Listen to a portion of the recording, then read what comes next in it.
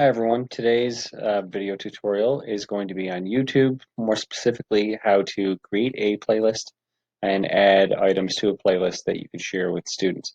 So first off, YouTube is actually linked to Google. If you go into your Google Waffle, YouTube is one of the items that does come up. Otherwise, you can certainly search for YouTube. You probably have it saved as a favorite and whatnot. So if you are logged in through one of the G Suite applications for educators, you should see your picture or an icon up in the top right-hand corner. And this is basically your home screen. On the left-hand side of the screen is what we call the guide.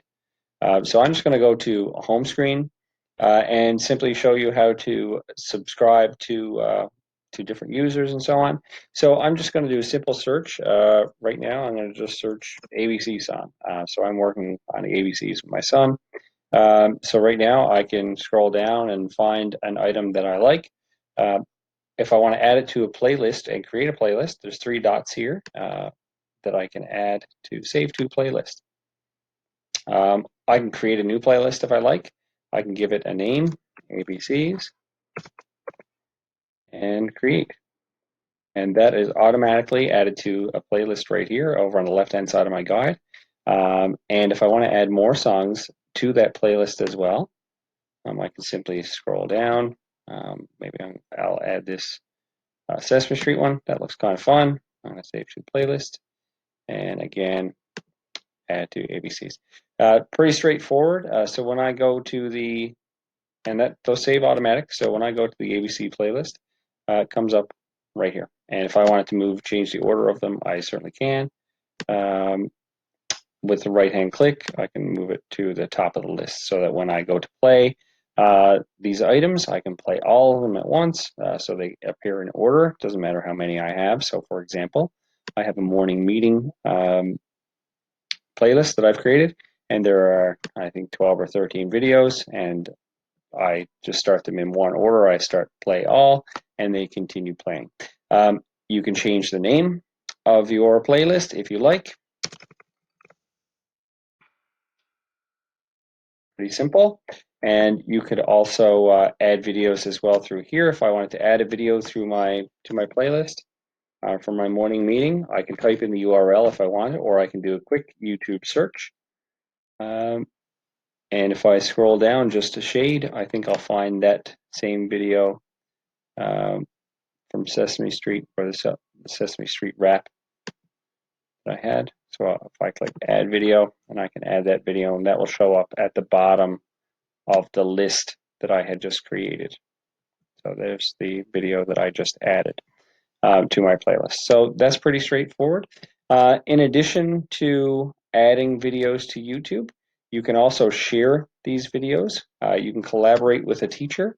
So if you had someone you wanted to collaborate with, you could simply enable collaboration and send those collaborators a copy of the YouTube subscription or YouTube playlist that you're working on simply by hitting the copy button. Perhaps if you were collaborating with a grade level colleague to make less work for yourself, you can share that with students, depending on the subject matter that you were creating a playlist for.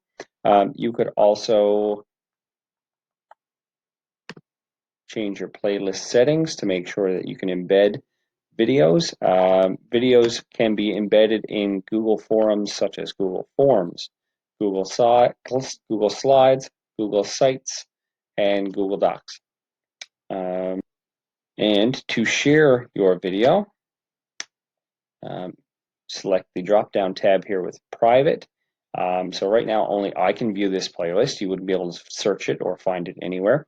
But if I made it public, anyone can find this playlist, or I can create a link where this can be viewed by people who have access to the link. So if I created something for my students, I could simply link this playlist so others can watch.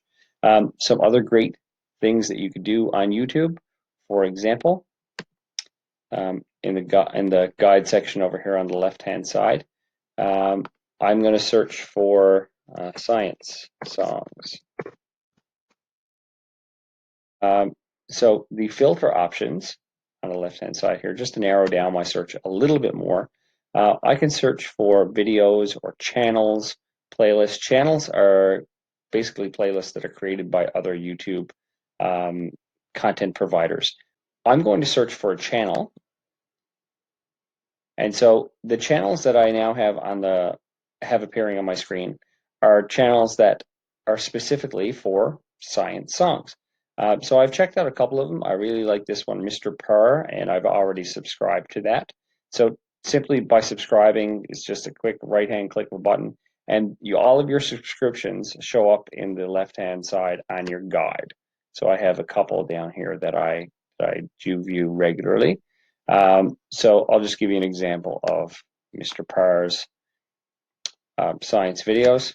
He has a lot that are here. That gives you a list of all the videos that he has.